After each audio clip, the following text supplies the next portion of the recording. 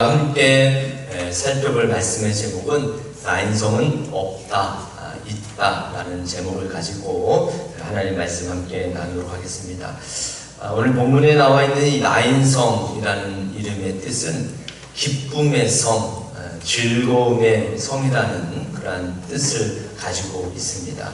그런데 오늘 본문에서 보니까 기쁨의 성이 아니라, 그 나인성이 기쁨의 성이 아니라 눈물의 성인 것 같은 그러한 말씀이 오늘 본문 말씀에 소개되어 있지요. 그곳에는 한 가부의 외아들, 하나밖에 없는 아들의 장례 행렬이 있는 것을 볼 수가 있습니다. 그러니까 일반적인 그러한 죽음이 아니라 한 가부의, 남편을 이미 떠나보내고 아들 하나 데리고 살고 있는 이 여인이 그 아들마저도 지금 잃어버린 그런 장례를 치르는 그런 광경이 오늘 말씀에 소개되어 있습니다. 그러니까 기쁨의 성이 아니에요. 이 나인성이 기쁨의 성, 즐거운 성이라는 뜻을 가지고 있는데, 오늘 이 현장을 보니까 기쁨의 성이 아니라 슬픔의, 절망의 성이 된 것을 우리가 볼 수가 있습니다. 오늘 이 가부는 다른 사람들과 마찬가지로 분명히 행복한 가정을 이루고 싶은 그런 꿈이 있었을 것입니다. 행복한 가정이라는 것이 뭐 별거 있겠습니까? 먹고 사는데 지장 없고, 또 가정 모두가 다 건강하고 자녀들이 잘 돼서 잘 살아가는 것이 행복한 가정이겠지. 이게 일반 사람들이 꿈꾸는 그런 가정입니다. 대부분의 사람의 인생이 그렇지요. 이런 비슷한 그런 꿈을 가지고 다 살아가고 있습니다. 우리 나름대로의 이 나인성, 이 기쁨의 성, 즐거움의 성을 만들어 가기 위해서 최선을 다하지요. 어떻게 하면 우리가 행복할 수 있을까? 행복한 가정, 우리의 자녀들이 어떻게 하면 즐겁게 이 땅 가운데서 행복한 삶을 누릴 수 있을까? 우리가 최선을 다하지만 그럼에도 불구하고 우리 인생 가운데는 원치 않는 눈물, 고통, 이런 절망의 순간이 있다는 것입니다. 오늘 본문 말씀은 우리에게 이렇게 묻습니다. 정말 나인성, 기쁨의 성, 즐거운 성은 있는가? 라고 우리에게 묻고 있는 것이지요. 첫 번째는 나인성은 없다라는 거예요. 나인성의 이름이 아까 기쁨의 성이라고 그랬지요. 그런데 오늘 보니까는 그곳은 죽음과 절망의 자리였어요. 오늘 본문 말씀 12절 말씀을 보니까는요, 성문에 가까이 이르실 때 사람들이 한 죽은 자를 메고 나오니 이는 한 어머니의 독자요 그의 어머니는 가부라고 했어요. 오늘 나오는 이 가부, 이 그녀는 남편을 잃었습니다. 언제 잃었는지는 알 수 없지만 어찌됐든 남편 없이 살아온 거예요. 아들 하나하고 같이 그렇게 행복한 그런 꿈을 꾸며 살아왔는데 아들마저 잃어버린 거예요. 뭐 사고로 잃어버렸는지 질병으로 잃어버린지 알 수는 없지만 어찌됐든 하나밖에 없는 그런 아들이 죽게 된 것입니다. 당시 이스라엘 사회에서 가부는 가장 약한 존재였어요. 가장 약한 존재로 아들 하나 키우며 살고 있었던 것이지요. 경제적으로나 사회적으로나 정서적으로 의지할 곳이 없는 거예요. 의지할 곳이. 그녀의 마음이 아들을 잃고 완전히 무너진 것입니다. 기쁨의 성이라고 불리는 이 나인성이 그녀에게는 기쁨의 성이 아니라 뭐가 된 거예요? 눈물의 골짜기가 된 거예요. 눈물의 골짜기가. 우리가 살아가는 삶의 모습이 다르지 않을 거라 생각이 됩니다. 우리의 그런 행복과 즐거움, 우리가 그러한 삶을 꿈꾸며 우리가 살아가고 있지만 인생의 현실에는 꼭 그것만 있는 건 아니에요. 우리가 원하지 않는 눈물과 아픔으로 가득할 때도 많다는 것입니다. 전도서 7장 14절 말씀을 보면 그런 말씀이 있어요. 형통한 날에는 기뻐하고 곤고한 날에는 되돌아보라는 거예요. 이 두 가지를 하나님이 병행하게 하셨다는 것입니다. 그러니까 하나님이 인생의 우리의 이 두 모습, 형통한 날, 곤고한 날을 다 허락하셨다는 거예요. 구약에 우리 욥이 있는데요. 우리 욥을 보면은 욥은 정말 의로운 그런 사람이었습니다. 정말 우리가 볼 때 정말 하나님 앞에 신실한 믿음을 가지고 살아왔던 그러한 사람이었지요. 그런데 하루아침에 욥도 재산도 잃고 자식도 잃고 건강도 잃었습니다. 그러니까 우리가 생각하는 나의 성, 기쁨의 성, 즐거움의 성, 우리가 이루고 싶은 그런 행복의 성이 다 무너지고 잃어버리게 된 거지. 없어진 거예요. 행복의 성이, 기쁨의 성, 나의 성이 없어지게 된 것입니다. 그런데 욥이 이러한 상황 속에서, 나의 성이 무너진, 없어진 이러한 상황 속에서 이렇게 고백을 하지요. 욥기 1장 21절 말씀에 보면 주시니도 여호와시니 거두시니도 여호와시니 여호와 이름이 찬송을 받으실지니라 라고 고백을 하고 있어요. 욥은 완전한 나인성이 없습니다. 그렇죠? 욥도 완전한 나인성이 없는 거예요. 그렇지만 하나님 안에서 흔들리지 않는 믿음을 선택하게 된 것입니다. 열왕기상 17장 말씀에도 보면 사르밧 가부의 이야기가 나옵니다. 당시 기근이 온 나라에 아주 그냥 오랜 기간 동안 있었지요. 그런데 이 사르밧에 있는 가부가 마지막 밀가루와 기름만 남아있는 거예요. 그때 이제 엘리야가 찾아왔는데, 그러면서 말하기를 뭐라고 이야기를 하냐면, 이 사르밧 가부가 아들과 함께 이 마지막 빵을 먹고 죽겠다라는 거예요. 더 이상 뭐 살 수 있는 어떤 그런 여력이 되지 않으니까 이 마지막 빵, 이거 먹고 내 아들과 죽겠다라고 지금 이야기를 하게 된 것이지요. 그녀의 삶도 완전히 다 끝난 것입니다. 그녀가 꿈꿔왔던 그런 나인성, 기쁨의 성, 행복한 가정, 이런 것들이 다 무너지게 된 것이지요. 그녀 역시도 나인성은 없는 거예요. 하지만 하나님은 그 절망 속에서 선지자 엘리야를 보내서 그 가정을 살리신 줄 믿으시길 바랍니다. 그렇습니다. 우리의 힘으로 우리가 꿈꾸는 그 행복한 삶, 기쁨, 즐거움, 우리가 열심히 노력하지만 완전한 기쁨의 성은 만들 수 없다는 것입니다. 우리의 나인성은 우리의 노력으로 결코 되지 않는다는 거예요. 그러나 하나님은 그 없음, 나인성과 같은 것이 없음에도 불구하고 그 자리에서 새로운 일을 시작하시는 하나님이신 줄 믿으시기를 바랍니다. 두 번째, 나인성 가부에게 찾아와 주신 예수님이 계시다는 거예요. 오늘 본문 11절 말씀을 한번 다 같이 읽어보겠습니다. 누가복음 7장 11절 말씀입니다. 시작. 그 후에 예수께서 나인이란 성으로 가실새 제자와 많은 무리가 동행하더니. 아멘. 오늘 예수님께서 그 나인이라는 성, 기쁨의 성, 즐거움의 성으로 오셨는데, 그 지금 가부의 아들이 죽어서 장례 형렬이 지금 나가고 있는 거예요. 그런데 예수님이 우연히 나인성을 지나가신 것이 아니라는 것입니다. 오늘 예수님께서 나인성을 우연히 지나간 것이 아니라 그 여인을 만나기 위해서, 남편을 잃고 이제 남은 하나밖에 없는 그 아들을 잃고 장례를 치르고 있는 그 여인을 만나기 위해서 그 절망의 현장, 이름은 나인성인데 그 절망의 현장으로 의도적으로 예수님께서 가셨다는 것입니다. 예수님은 슬픔의 자리로 찾아오신 거예요. 지금 이 나인성이라는 곳에 가장 아파하고 가장 절망 가운데 있는 사람이 누구예요? 그 가부잖아요. 그렇죠?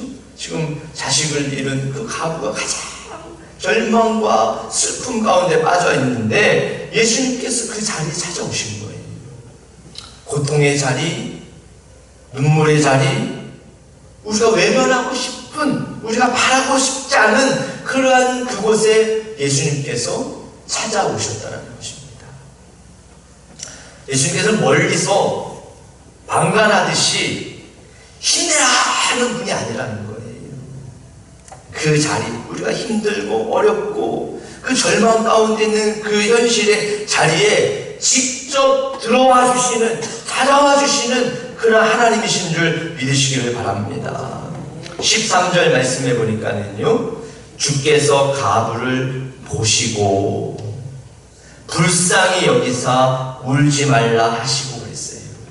여기서 불쌍히 여기셨다라는 뜻은 헬라어로 창자가 끊어질 듯한 연민을 느꼈다라는 그런 뜻이에요. 예수님이 단순히 감정적으로만 이 여인 남편도 잃고 자식도 잃었으니까 감정적으로만 동정하신 것이 아니라 예수님의 온 존재, 그 마음을 다해서 그녀의 아픔을 함께 느끼셨다는 것을 볼 수가 있다는 것입니다. 요한복음 11장 말씀에 보면은요, 마르다와 마리아의 오빠 나사로가 죽은 그런 이야기가 11장 말씀에 소개되어 있지요. 그런데 이 나사로가 죽었을 때에 예수님이 이제 이틀을 더 유하시고 찾아와 오셨는데 많은 사람들이 그 나사로의 죽음에 막 울고 있었어요. 물론 마리아, 마르다는 뭐 말할 것도 없었겠지. 그런데 그 울음의 현장 가운데 그들의 울음을 보시고 요한복음 11장 35절 말씀해 보니까는 예수께서 눈물을 흘리시더라고 했어요. 예수께서 그들이 흘리는 눈물을 보시고 함께 우셨다는 것입니다. 예수님은 단순히 죽은 자를 살리시는 분이 아니라는 거예요. 그냥 살리는 일을, 죽은 자를 살리는 그냥 일로만, 사역으로만 예수님께서 오셨다고 한다면 예수님 우실 필요가 없겠지, 그렇지요? 아니 내가 좀 더 다시 살려줄 텐데, 예? 뭐 예수님 우실 필요가 뭐가 있겠습니까, 그렇지? 그런데 예수님은 죽은 자를 살리는 그 일이 단순히 사역으로만, 일로만 오신 것이 아니라 우리의 눈물 속으로, 그 당시에 슬퍼하고 아파하고 있는 그 우리의 눈물 속으로 들어오시는 하나님이시라는 것입니다.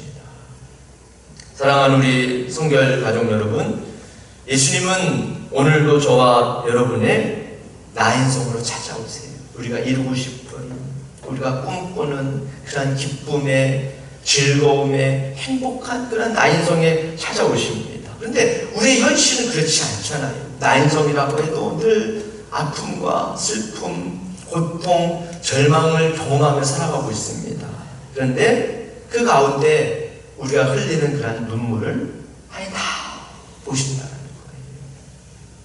거예요. 여러분의 고통과 절망을 하나님 다 알고 계신다는 거예요. 그리고 오늘 예수님께서 오늘 우리에게도 이렇게 말씀하십니다. 울지 말라 라고 말씀하고 계시는 거예요. 우리 한번 옆에 분에게 예수님의 마음을 가지고 함께 위로했으면 좋겠습니다. 울지 말라. 울지 마세요. 세 번째, 산자에게도 죽은 자에게도 예수님은 소망이 되시는 줄 믿으시기를 바랍니다. 예수님은 오늘 가부에게 뭐라고 말씀하셨어요? 울지 말라 라고 말씀하셨어요. 죽은 청년에게는 청년아 내가 내게 말하노니 일어나라 라고 말씀하셨어요. 이 두 말씀은 놀랍게도 생명의 전체를 포괄하는 그런 말씀입니다. 산자에게는 예수님께서 위로의 말씀을 하시는 거예요. 울지 말라. 살아있는 지금 마리아, 마르다뿐만 아니라 오늘 이 가버에게도 울지 말라라는, 울지 말라. 위로하는 거죠, 그렇지요? 예. 죽은 자에게는 내가 네게 말하노니 일어나라 말씀하신 것은 죽은 자에게 부활의 말씀을 말씀하고 있는 거예요. 예수님은 산자와 죽은 자 모두에게 소망이 되시는 줄 믿으시기를 바랍니다. 14절 말씀을 보니까 그런 말씀이 있어요. 가까이 가서 그 간에 손을 대시니. 그 간에는 지금 누가 들어있는 거예요? 이 가부의 아들이 들어있는 거 아니에요. 정말 상상하고 싶지 않은 일이 벌어진 거예요. 그 간에 하나밖에 없는 그 아들이 지금 들어있는데 그 간이 나가고 있는 것을 예수님이 보시고 그 간을 손을 대시고 멈추게 하신 거예요. 행렬이 멈춘 것입니다. 그 죽음의 행렬, 그 장례의 행렬이 예수님의 손길 앞에서 멈추게 되었다는 것입니다. 그리고 예수님께서 말씀하셨지요. 청년아 일어나라 하고 말씀하신 거예요. 그 죽은 청년에게, 관 속에 있는 그 청년에게 청년아 일어나라 라고 말씀하신 거예요. 그때는 무슨 일이 일어났습니까? 그 청년이 일어나 앉아 말했다는 거예요. 죽음의 권세가, 어둠의 권세가 예수님 말씀 앞에 무너진 줄 믿으시기를 바랍니다. 요한복음 11장에서도 예수님은 나사로의 무덤 앞에서 똑같이 외치셨어요. 뭐라고 예수님께서 선포하셨습니까? 나사로야 나오라! 나오라. 나사로가 지금 죽은 지 사흘이나 됐고 무덤 속에 있는데 나사로가 나오라는 거예요. 그때 나사로가 어떻게 했습니까? 무덤에서 나왔어요. 무덤에서. 할렐루야. 나사로야 나오라는 그 주님의 말씀 앞에 죽음의 권세가 떠나간 줄 믿으시기를 바랍니다. 오늘도 예수님은요, 저와 여러분들에게 이렇게 말씀하고 있습니다. 낙심된 사람에게 일어나라. 할렐루야. 절망하고 있는 사람에게, 뭐 때문에 절망하고 계신지 모르겠지만 절망하고 있는 사람에게 일어나라 라고 말씀하고 있는 거예요. 믿음을 잃어버린 사람에게는 다시 살아나라 라고 말씀하고 있는 줄 믿으시기를 바랍니다. 우리가 믿고 있는 예수님은 죽은 자에게만 아니라 살아있는 이 산자에게도 소망이 되어주시는 줄 믿으시기를 바랍니다. 우리가 살아가면서 겪는 그런 죽음 같은 현실들이 너무 많잖아요. 가정의 문제, 남들한테 말할 수 없는, 숨길 수밖에 없는 그런 가정의 문제, 내 어떤 건강의 문제, 누가 아프고 싶어서 아픈 분들이 어디 있겠습니까? 그렇죠? 다 건강하고 싶지요. 그런데 내 안에 건강에 육신에 그런 문제가 있단 말이에요. 경제적인 문제, 나도 남들처럼 잘 살고 싶은데 부족함 없이 나도 남들에게 베풀고 섬기고 그렇게 넉넉함 가지고 살고 싶은데 그렇지 않지만 그럼에도 불구하고 그러한 자리에 예수님께서 우리 가부에게 말씀하셨던 거죠. 이 나사로에게 말씀하셨던 것처럼 생명의 말씀으로 우리에게 소망이 되어주는 줄 믿으시기를 바랍니다. 주님이 우리의 소망이라는 거예요. 하나님의 말씀을 듣고 오늘 저와 여러분들이 이 주님을 소망할 수 있기를 주님의 이름으로 축복합니다. 마지막 네 번째는, 아까 첫 번째는 나인성이 있다라고 그랬어요? 없다고 그랬어요? 없다라고 그랬어요. 그렇죠? 나인성은 없다라고 이야기했는데, 마지막 네 번째는 나인성은 있다라는 거예요. 우리 함께 따라해 주시기 바랍니다. 나인성은 있다. 있습니까? 네. 예수님이 오시기 전에 이 나인성, 예수님 오시기 전에 이 나인성은 무슨 성이었습니까? 눈물의 성이었어요. 눈물의 성. 절망의 성이었습니다. 이 가부뿐만 아니라 이 가부를 보고 있는, 함께 장례를 치르고 있는 모든 그 마을의 사람들도 다 절망이었어요. 슬픔이었습니다. 그런데 그 마을에, 그 나인성에 예수님이 오시자, 의도적으로 예수님이 찾아오신 거지요. 예수님이 오시자 그 나인성이 어떻게 된 거예요? 기쁨의 성. 진짜 말로만의 나인성이 아니라 진짜 나인성이 된 줄 믿으시기를 바랍니다. 오늘 본문 16절 말씀을 보면은요, 그런 말씀이 있습니다. 16절 말씀을 보면 모든 사람이 두려워하며 하나님께 영광을 돌려 이르되 그랬어요. 모든 사람이 두려워하며 하나님께 영광을 돌려 이르되 그랬어요. 그러니까 예수님이 오시자 많은 그 마을에 있는, 나인성에 있는 그 절망 가운데 있는 사람들이 하나님께 영광을 돌렸다라는 거예요. 좀 전까지만 해도 막 슬픈 그런 절망 가운데 있었던 사람들이 하나님께 영광을 돌렸다라는 거 아니에요? 절망의 자리가 무슨 자리가 된 거예요? 찬양의 자리, 영광의 자리가 되었다라는 것입니다. 창세기 18장 말씀에 보면은 아브라함의 사라가 나옵니다.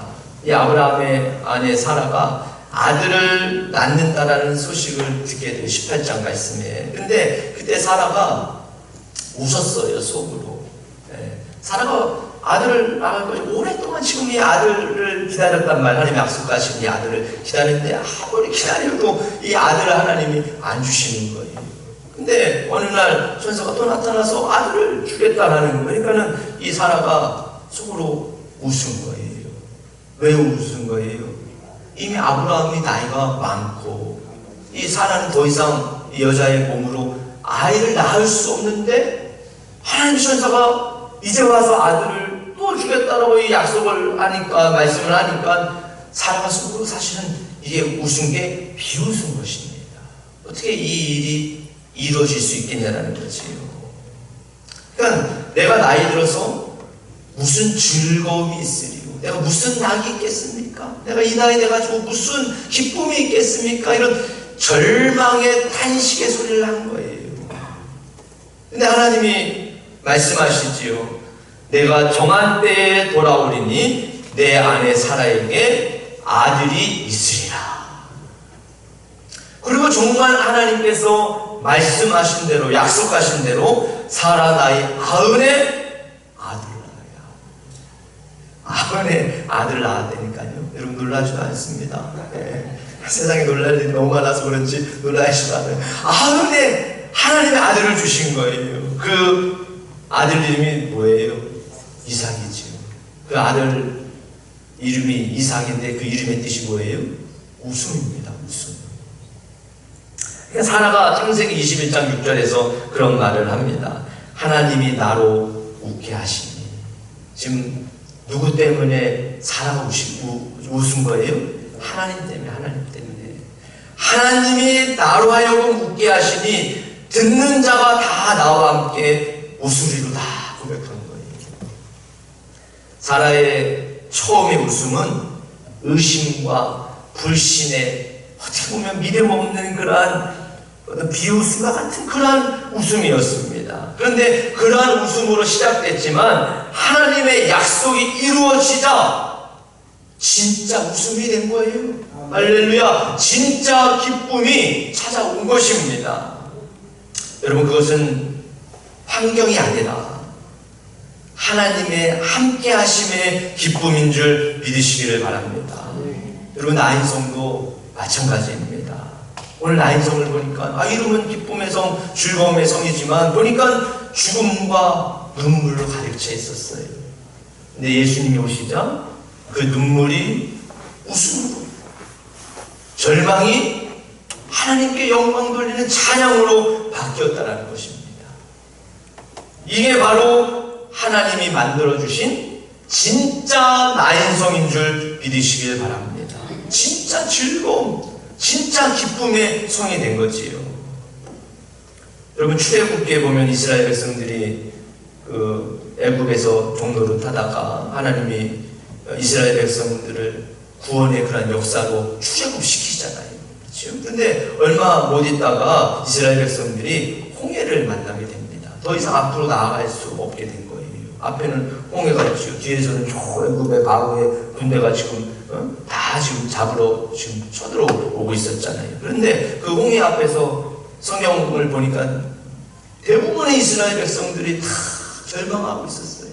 불평하고 원망하고 이제 우리 다 죽었구나, 그런 원망 가운데 있었는데 하나님 어떻게 하셨습니까? 그 홍해 바다를 하나님 가르시잖아요.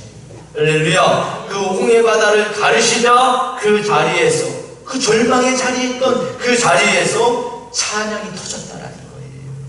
출애굽기 15장 2절 말씀해 보니까는요, 여호와는 나의 힘이요 나의 노래시며 나의 구원이시로다 라고 고백한 거예요. 눈물의 자리에서, 오늘 고통과 절망의 자리에서 하나님이 역사하실 때, 하나님이 일하실 때 그곳이 바로 진짜 나인성이 되는 줄 믿으시기를 바랍니다. 진짜 나인성은 사람이 만들 수 없습니다. 저와 여러분들이 아무리 노력하고 수고해도 진짜 완벽한 완전한 나인성은 만들 수 없다는 거예요. 설령 만든다 해도 무너지거나 없어질 수도 있다는 거예요. 하지만 예수님께서 오실 때, 예수님께서 우리의 삶 가운데 찾아오실 때 그분이 주시는 은혜와 생명으로 우리의 삶이 참된 기쁨의 성, 완전한 나인성이 되는 줄 믿으시기를 바랍니다. 오늘 우리는 이렇게 고백할 수 있습니다. 나인성은 없다. 우리가 만든 행복은 언제나 한계가 있다. 그러나 나인성은 뭐하라고요? 나인성은 있다라는 거예요. 나인성이 있다. 예수님이 오시면 눈물도 웃음이 되는 거예요. 예수님이 오시면 절망이 소망으로 바뀌는 것입니다. 예수님이 오시면 죽음이 생명이 되기 때문에 우리에게 나인성이 없다, 있다? 있다라는 거예요. 사랑하는 우리 성결가족 여러분, 오늘 예수님이 저와 여러분의 나인성에 오시기를 주님의 이름으로 축복합니다. 그분이 오시면 우리의 인생이 기쁨의 성으로 바뀌는 거예요. 여러분 믿으시기 바랍니다. 주님이 오시면 우리의 나인성, 내가 그렇게 애쓰고 힘써왔던 그 나인성이 기쁨의 성으로 바뀌는 거예요. 진짜 예수님이 있는 가정, 예수님이 있는 교회, 예수님이 거하시는 삶의 자리, 결국 예수님이 함께 하시는 인생은 기쁨의 성이 되는 거예요. 그것이 진짜 우리가 꿈꾸고 바라고 소망하는 나인성이 되는 줄 믿으시기를 바랍니다. 기도하겠습니다.